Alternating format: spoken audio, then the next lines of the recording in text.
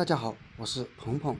家里面炒菜的铁锅，无论多油、多脏、多黑，别担心，只需一个口罩，就能让它干净如新，简直太实用了。到底是怎么做的呢？一起来看看吧。像这种炒菜的锅，家里面都有，每天也会用到它。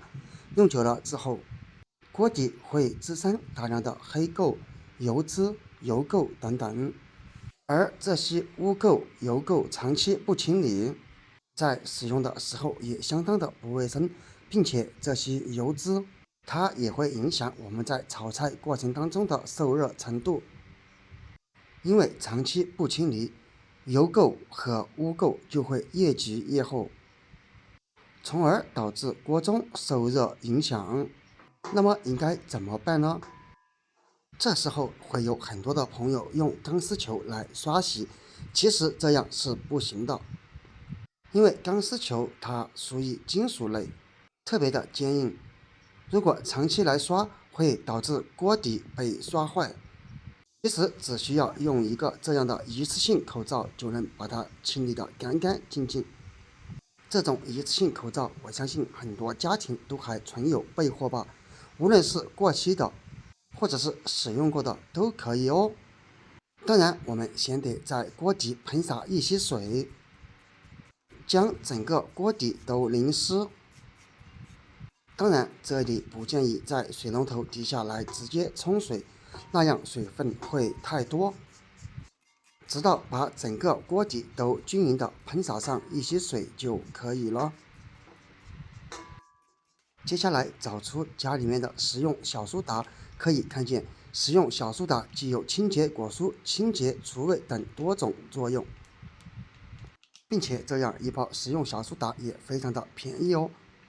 然后把食用小苏打撒在锅底，这时候就可以看出来，我们之所以在上面撒上一些水，是为了防止在撒入食用小苏打的时候，小苏打而掉落。因此，撒上水可以起到一个粘连的作用，直到撒上一圈食用小苏打。接下来再用刷子把小苏打均匀的刷一刷，尽量把锅底的每一个部位都刷上一些小苏打，因为这样才能把锅底的每一个部位都清理得干干净净。刷成这样就差不多了。接下来再准备纸张，把纸巾贴在锅底，用这个方法直到将整口锅的锅底全部贴上纸巾。亲爱的朋友们，视频都已经看到这里了，制作视频不容易，如果觉得还不错，那么请用你发财的手给我点一个赞吧，因为你的每一个点赞都是我前进的最大动力，谢谢。最后在正中央再铺上一张，就大功告成。接下来找出家里面的白醋。众所周知，白醋不仅仅有清洁作用，也具有一定的软化作用，并且把它和食用小苏打搭配在一起，效果会更好哦。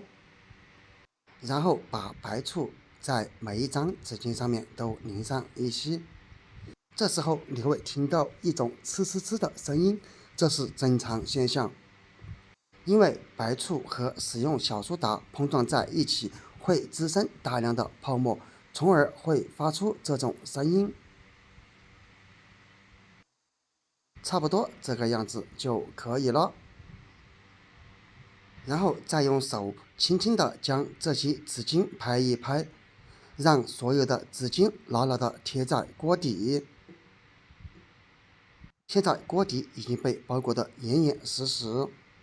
然后把它放在一旁静止8到10分钟左右，方便后面更加容易清理。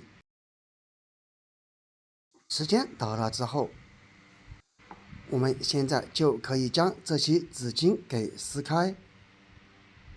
这时候你会闻到一股味道，没错，这就是油脂和污垢散发出来的，说明这个清理效果还是不错的。接下来就利用这个纸巾，来擦拭一下锅底，这样能把上面多余的油脂和污垢给处理掉一部分。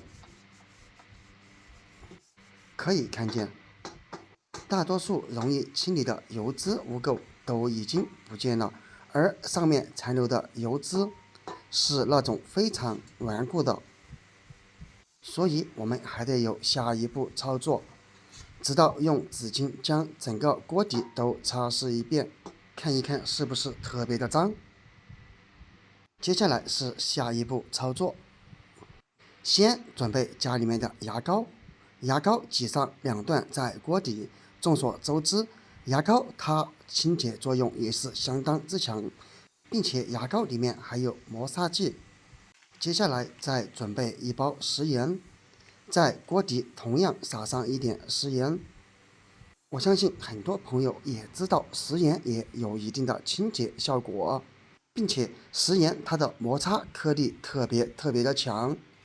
最后一步，找出刚刚准备好的这个口罩，把它折一折，尽量对折的厚一点，这样就做好了一个非常简单的摆绝步。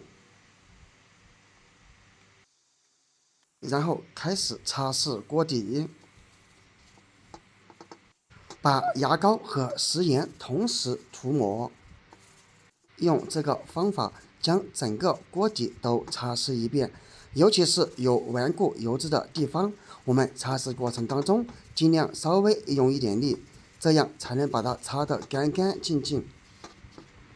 当然了，我们想要把锅底清理得像新锅一样，那是不可能的，因为这个方法咱们只是用来去除锅底的油脂、污垢等。现在来看一看，经过擦拭的地方，上面的脏东西已经逐渐掉落，并且牙膏和食盐也已经开始变色，变得发黄，说明它们的清洁效果还是非常的不错哟。最后将处理好的锅放入洗碗池当中，打开水开始冲洗。可以看见洗出来的水到底有多脏，并且洗的过程当中你会感觉特别的解压。洗过的地方用手就能感觉出来，和清理之前那种凹凸不平的感觉已经大绝不同了。现在清理过后，你会摸到锅底特别的光滑，这就说明上面的油脂污垢残留已经被我们清理的差不多了。洗好之后来看一看效果，是不是非常的不错呢？而且特别的光滑。如果你家的锅底有很厚的油脂污垢，那么赶紧用这个方法来试一试吧。好了，本期视频就分享到这里了，我们下个视频见，拜拜。